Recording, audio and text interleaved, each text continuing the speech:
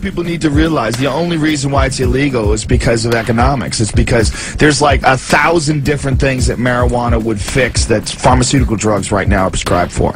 And it would cost the pharmaceutical companies billions and billions of dollars every year. If marijuana was made illegal, it would cost alcohol companies. When you see those commercials, like those the talking dog, the pot commercial, those are sponsored by Partnership for a Drug-Free America. Partnership for a Drug-Free America is funded by alcohol companies. It's hilarious. Alcohol's a drug. In 1935, they came out with a machine called a decorticator. And what a decorticator is, it allows you to effectively and economically effectively process hemp fiber.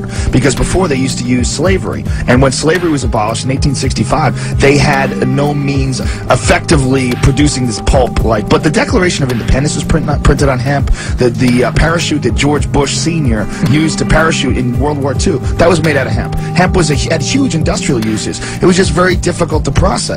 And so they came out with this machine called a decorticator, and it allowed them to really effectively produce it. And then Popular Science had this cover that said, hemp, the new billion-dollar product, and everyone was going to start using hemp for paper, for textiles.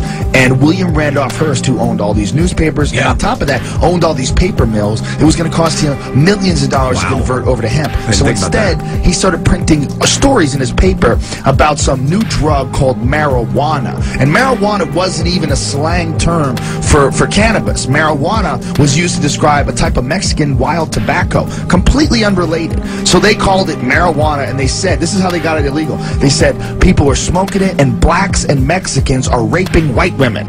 So Congress outlawed this new drug, not even knowing they were outlawing hemp. They had no idea, which hemp had been in use for thousands and thousands of years. And so then they came out with all these videos, or these movies rather, like Reefer Madness, and all these propaganda films, and it was all just to get people to think that there's something wrong with this one. It was totally economic. 400,000 people every year died directly, in this country alone, directly as from use of cigarettes.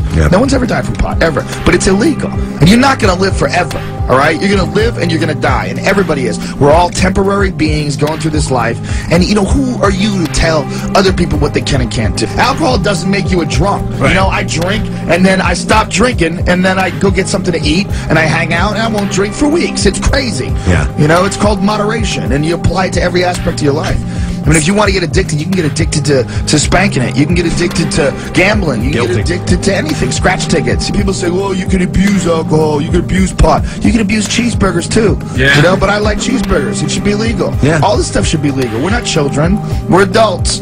But we got this one plant that's illegal. You're not going to live forever. This is a short time that we're here for. All different psychedelics, not just pot, because pot is a very mild psychedelic. And if pot is a gateway, it's a gateway to other things that also are consciousness expanding, like mushrooms and LSD, or all sorts of things that are also illegal. You used the most powerful hallucinogen known to man, DMT? Well, everybody's used that, really, because your brain makes it. Your own brain makes it while you sleep. While you're in heavy REM sleep, everyone's brain produces way more than the effective dose. So what that means is, if you take the drug, like if it's chemically synthesized from a plant, and you take it, the amount you need to take is not nearly as much as your brain produces while you're in REM sleep. What I describe it as, it's like complex geometric patterns that are made out of love. Like you go literally to another dimension. The crazy thing is that everybody does it every night while you sleep. Nobody ever thinks about why you sleep. Like what you do is when you sleep is you shut off. You shut off and you just accept it, because we do it every night. But 8 hours of your day is somewhere you don't understand, you don't know about, you don't know what it is. You just go blank, and you wake up and it's over. But you're going through an intense psychedelic trip during that whole time. And the same thing as, you know, when you wake up from a dream, you can't remember it. Like, oh, this crazy dream, and it seems so real. And then 5 minutes later, you don't even know what the hell you were talking about. You don't remember the dream. That's exactly what happens when you smoke DMT. When you take this drug, you have these insane visions, and then you could barely remember it just a few minutes later. And it's because your conscious brain is trying to protect you from this experience, because it's so mind-blowing. What it literally is, it's not scary, because it's exactly the same thing that happens to you when you die. But this is what happens to you when you die. I mean, this is the chemical that your brain produces. And it's produced by a part of your brain called the pineal gland. And literally, it's your third eye. It's literally in the center of your brain where the third eye is. And it actually, in reptiles, it has a retina and a cornea and a lens. And they've done all these scientific studies on it. They did a bunch of clinical trials at the University of New Mexico. They did a book on it called DMT, the Spirit Molecule. And what this is literally like a portal to the afterlife. It allows you to sneak a peek over there and come back. It's mind-blowing. The crazy thing is they've known about this since like 1960. If you saw a movie and there was a substance in this movie that existed in every single ecosystem, it's in plants and it's everywhere. It's in grass. You take Phalaris grass and you extract it, you get DMT from it. Literally. I mean, it's in more plants than it's not in. And if there was a drug that allowed you, if you smoked it, you could literally see God. Literally have a communication with pure wisdom.